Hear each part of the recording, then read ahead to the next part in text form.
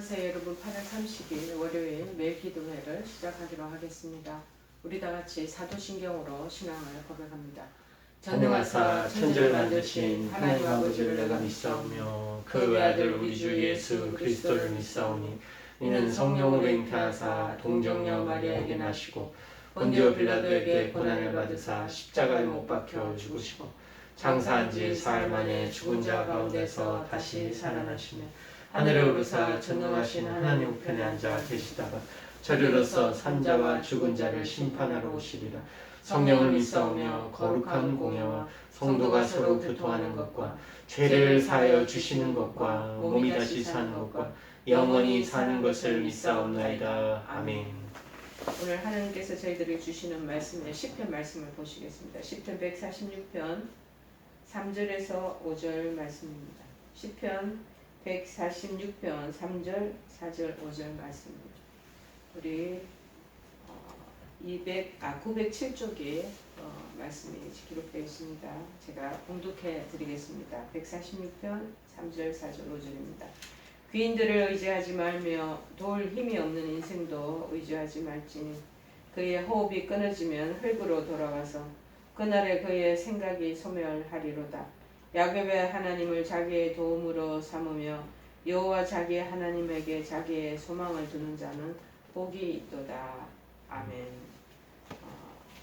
오늘 말씀은 인생을 의지하지 말자. 3절 하반절에 있는 내용이 되겠습니다. 인생을 의지하지 말고 하나님을 의지하자. 인생을 의지하지 말고 하나님을 의지하라 라는 말씀의 제목입니다. 여러분, 여기 나오는 방백들, 제후들, 집권자들, 방백들을 의지하지 말라.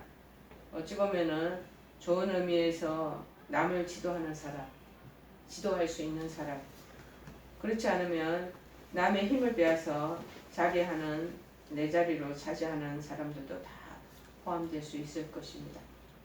여러분, 그래서 이런 방백이나 제후들이나 그 당시 구약시대 집권자들, 지금 얘기하면 정치계의 위상을 떨치는 위정자들을 얘기하는 거겠죠. 그래서 사람들이 세력 있는 사람들에게 아첨하는 일도 흔히 많이 있습니다. 그러나 그거 의지할 때가 아니다라는 것을 말하고 있는 거죠.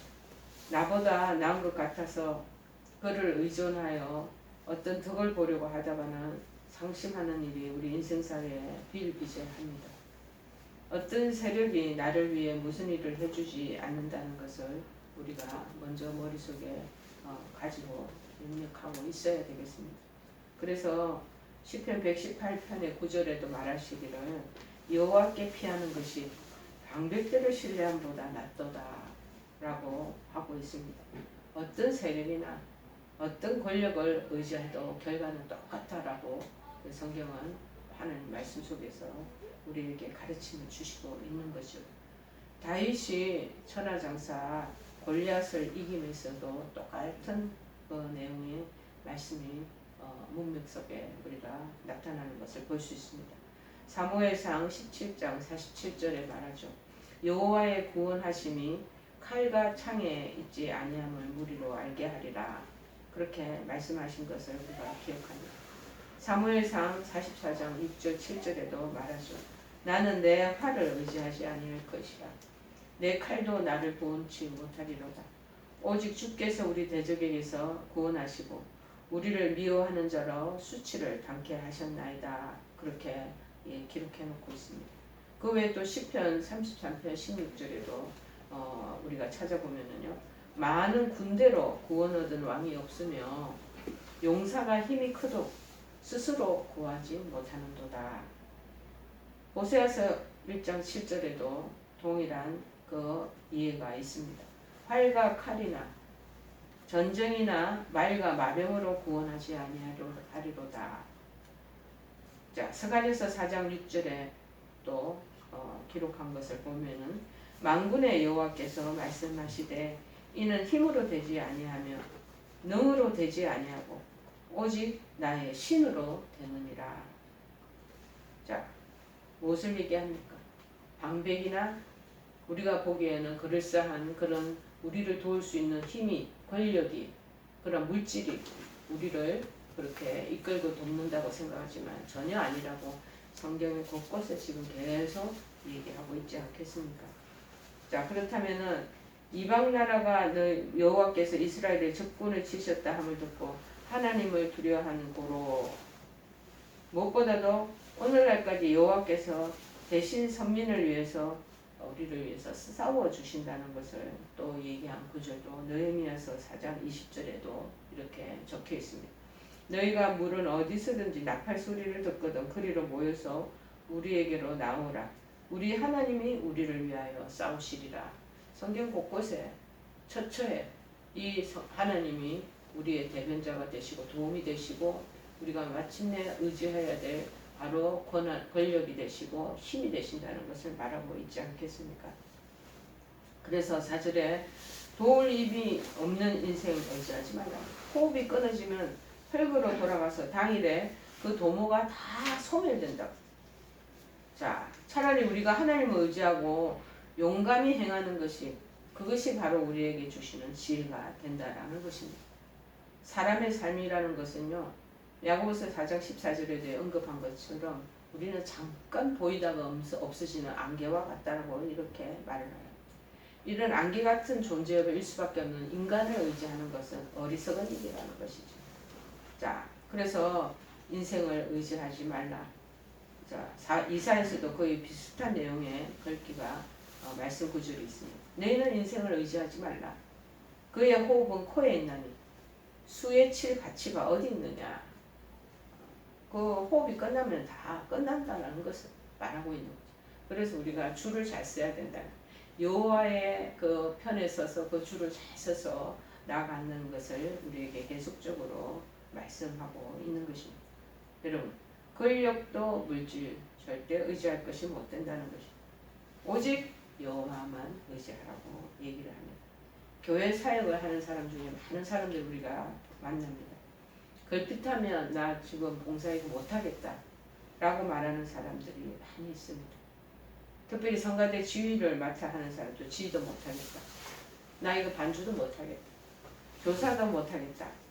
대체 그렇게 말하는 사람들의 이유가 무엇입니까? 즉 사람 때문에 실망했다는, 교회에 있는 그런 직분자와 서로 얽히고 설키는 이해관계가 있다 보니 그분 때문에 나 이것도 봉사하는 거 이거 못하겠다. 여러분, 어떻게 그 사람이 나한테 이럴 수가 있느냐?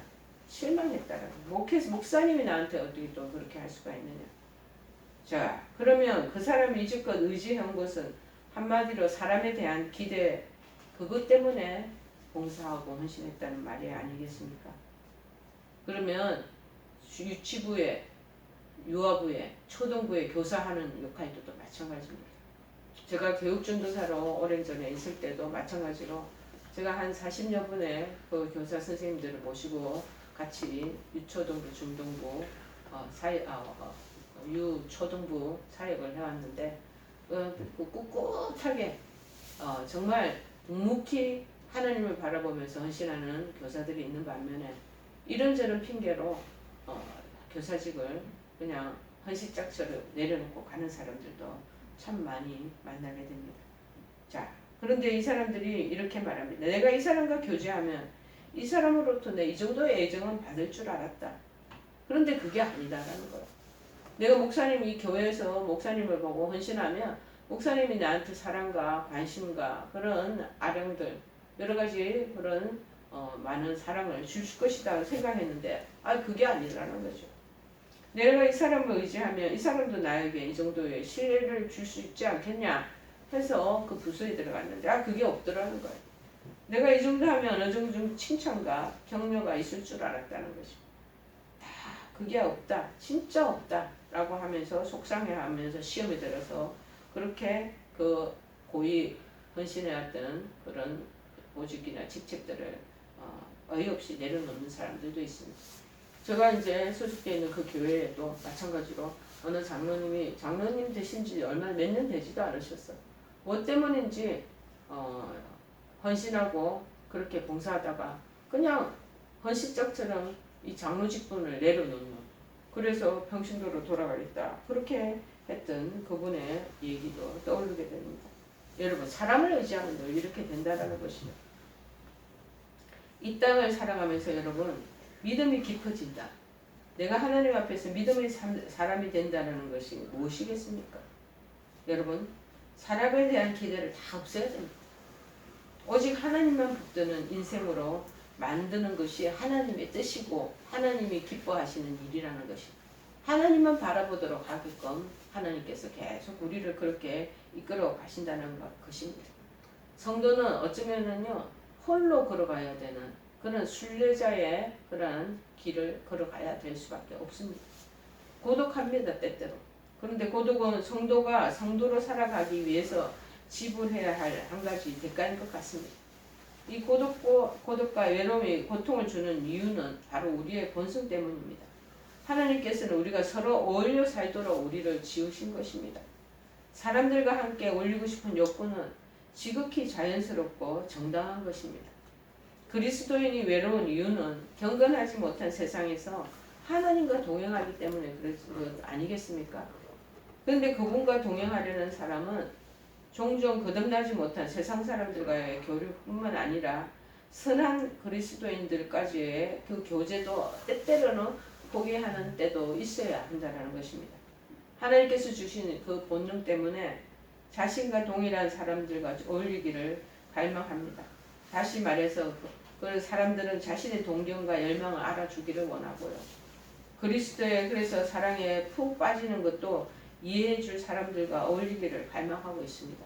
하지만 그 정말 하나님과의 내적 체험에 동참할 사람이 그 주변의 사람들은 영적으로 약한 사람들은 그 깊은 영적인 그 내적 체험에 동참하는 것을 잘 못하는 사람도 있습니다. 그러니 자연적으로 믿음의 공동체 안에서도 어쩔 수 없이 나 혼자 홀로 하나님과 대면하면서 걸어갈 수밖에 없는 그런 여정 가운데 있을 때도 있다는 것이죠. 특별히 이 구약시대에 보면 선지자들도요. 사람들에게 이해받고 싶은 욕구가 좌절되었을 때 크게 하소연했던 그런 선지자들도 있습니다. 심지어 우리 주님도 주변 사람들의 모을 위해 때문에 고통당하시면서 그렇게 십자가의 길을 걸어가시지 않았겠습니까? 여러분 깊은 영적 교제를 나눌 사람을 찾기는 참으로 어렵습니다. 그러나 그런 현실을 우리는 받아들여야 하는 것입니다. 그래서 우리가 신앙의 길, 믿음의 길을 걸어가는 것을 좁은 길로 걸어간다고 우리가 표현하고 있지 않겠습니까? 우리는 이 땅에서 나그네와 같은 존재이고 순례의 길을 걸어가는 순례자입니다. 우리의 이 여행은 발로 하는 여행이 아니고 마음으로 하는 여행이기 때문입니다. 우리는 내 자신의 영혼의 동산에서 하나님과 함께 걸어야 되는 것입니다. 그곳에서 우리와 함께 걸을 수 있는 분은 오직 하나님 뿐이시라는 것이죠. 진정으로 영적으로 하나님께 깨어있는 사람에게는 보통 사람들이 이해하지 못하는 부분들이 있습니다. 우리는 우리 자신을 위해서 살지 않고 그분 또는 타자, 다른 분의 뜻을 이루기 위해서 살아가는 그런 존재인 것을 우리가 알아야 되겠습니다. 우리는 주님께 모든 것을 바치라고 사람들을 설득하며 우리의 몫을 구하지 않는 그런 좁은 길을 걸어가는 사람들이 아니겠습니까? 우리는 자기가 높아지는 것을 기뻐하지 않아야 되고 우리 구주 하나님께서만이 영광을 받으시는 것 그것을 기뻐해야 된다는 것입니다. 우리는 주님 높아지고 내 자신 낮아지는 것을 기뻐해야 됩니다. 고독 때문에 우리는 그래서 다시 하나님을 의지하게 되잖아요. 그래서 고독이 외로움이 결코 나쁜 것은 아닙니다. 이제 친구와 또 무엇보다 신앙의 길을 걸어가는 사람들과 하고도 때때로는 함께 잘 걸어가다가 때때로는 이 사람들하고 거리를 두고 서로 소외된 상황처럼 느껴지는 상황 속에서 홀로 나 혼자 호젓이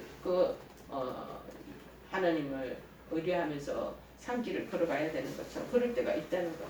그래서 시편 기자는 내 부모는 나를 버렸으나 여호와는 나를 영접하리라고 말씀하신 것처럼 외로운 상황 속에서도 주변에 그런 사람이 없더라도 하나님이 우리와 함께 하신다는 것을 우리는 기억해야 되겠습니다.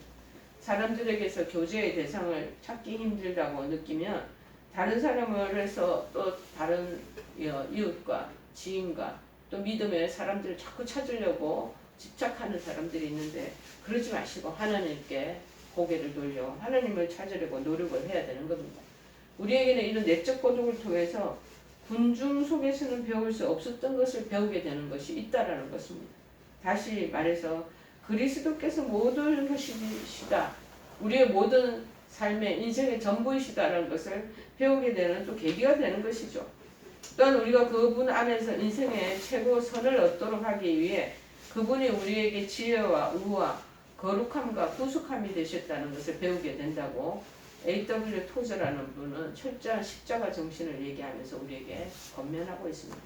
여러분 5절에 말씀하시기를 뭐라고 그러냐면은 여호와 야곱의 하나님을 자기의 도움으로 삼으며 여호와 자기 하나님에게 자기의 소망을 두는 자는 복이 있도다. 그렇게 말하고 있지 않겠습니까? 무엇보다도 우리는 사람을 주변에 또 보이는 그런 환경을 대상을 그리고 관계들에 너무 밀접해가 거기에 빠져들게 되면 하나님과 만나는 기회나 그런 하나님과의 깊은 영적인 체험을 하는 것이 소홀해질 수가 있고 그것이 등한해질 수가 있다는 것입니다. 우리는 두 가지를 한꺼번에 다 차지할 수는 없습니다. 우리가 하나님과의 그 동고동락하는 그 기쁨을 맛보기 위해서는 사람과의 그 관계 속에서 외로움도 철저하게 내려놓고 고독한 그 길을 걸어가야 될 줄을 믿습니다. 그래서 오늘 말씀하신 5절의 그 결론처럼 야곱의 하나님으로 자기 도움을 삼고 여호와 자기 하나님에게 소망을 두는 자는 복이 있도다 라고 말씀을 하고 있지 않겠습니까? 여러분 가정생활을 하시면서 또 교회생활을 하시면서 또 우리 목회자들은 사역을 하면서 그리고 하나님께 충성하고자 시작한 직분을 감당해 주면서 이게 잘못하면 시험에 빠져들 딜레마가 찾아오기도 된다는 것입니다. 사람들이 나를 인정해 주지 않는다고 실망하며 분노했던 적은 없습니까? 여러분 사람에게 칭찬 듣고 사람에게 영광 받으려고 하지 마시기를 바랍니다. 오직 우리 하나님께만 영광을 돌려야 되겠고 정말 하나님과 동행하는 그 길은 금방금방 세상이 원하는 가치관처럼 그렇게 칭찬이나 격려나 위로가 빨리빨리 들어오지는 않지만 천천히 하나님께서 우리와 함께 하시는 것을 깨닫게 해주실 것이고 그러한 기쁨은 세상이 주는 기쁨과 다른 큰 하나님 주시는 생수와 같은 기쁨이 우리에게 넘치게 해주시리라 믿습니다. 우리가 알아야 될 것은 사람을 의지하고 기대할 대상이 아니라는 것을 아시기 바랍니다. 사랑하고 그냥 용납할 대상이다. 사람은 사랑해주고 용납할 대상이 사람이다 라고 그것을 기억하시고 오직 하나님만 붙들며 나아가 점점 더 깊은 믿음의 그 경지로 들어가시는 저와 여러분 되기를 바랍니다. 그래서 시편 125편 1절에 말하고 있습니다. 여호와를 의뢰하는 자는 시온산이 요동치 아니하고 영원히 있음과 같도다. 우리가 여호와 의지할 때는 이런 영혼불멸한 요동되지 않으려는 굳건한 신앙 가지시는 저와 여러분 되셨고 특별히 우리 질병과 사투하시는 여러분께서는 이 신앙을 가질 수 있을 때만이 여러분들 그 질병에서 벗어나고 좋은 치료에 광선이 발하여지리라 믿습니다. 우리 찬송가 6장이시죠? 536장 536장 찬송하십시오. 목사님. 죄짐에 눌린 사람은 다 주께 나오라. 주 말씀 의지할 때에 곧 평안 얻으리. 의지하세 주 의지하세. 구하시네 곧 구하시네. 참 구원 주신 주께서 보혈을 흘렸네. 눈같이 희게 할 피에 온몸을 잠그세. 의지하세 주 의지하세. 구하시네 곧 구하시네. 우리 다같이 주 기도문으로 기도에 마치기로 하겠습니다. 하늘에 계신 우리 아버지여 이름이 거룩히 여김을 받으시오며 나라의 마옵시며 뜻이 하늘에서 이룬 것 같이 땅에서도 이루어지이다. 오늘날 우리에게 일용할 양식을 주옵시고 우리가 우리에게 죄 지은 자를 사하여 준 것 같이 우리의 죄를 사하여 주옵시고 우리를 시험에 들게 하지 마옵시고 다만 악에서 구하옵소서. 대개 나라와 권세와 영광이 아버지께 영원히 있사옵나이다. 아멘.